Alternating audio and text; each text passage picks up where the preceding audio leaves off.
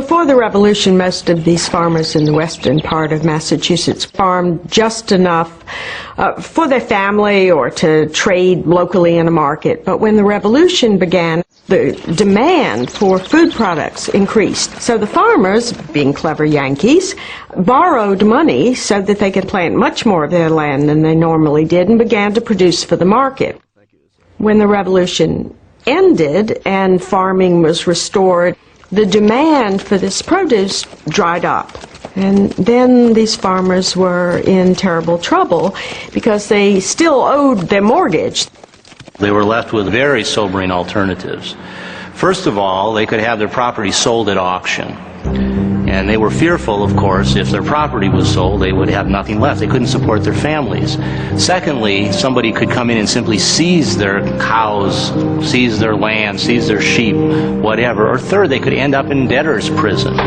If, in fact, a creditor wanted to put a debtor in prison, that creditor could do so. And in Massachusetts at the time, you had several hundred people in debtor's prisons, some of them dying in debtor's prisons. By 1786, debtors made up 80% of the occupants of prisons in Worcester, a major western Massachusetts town. Samuel Ely, a Revolutionary War veteran and a current prisoner, wrote from jail of his condition. I am alive, and that is all. I'm full of boils and putrefied sores all over my body, and they make me stink alive, besides having my feet froze, which makes it difficult to walk.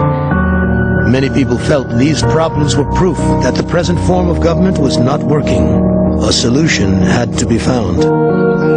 In the spring of 1786, crowded inside the smoke-filled room of Conkey's Tavern in Pelham, Daniel Shays addressed a crowd of sympathizers who hung onto his every word. Shays told him that the courts were in cahoots with the Eastern creditors. A voice rose up from the crowd. Well, what should be done about it? Close down the courts, then they can't take our property away or throw us in jail. The seeds of rebellion had been planted.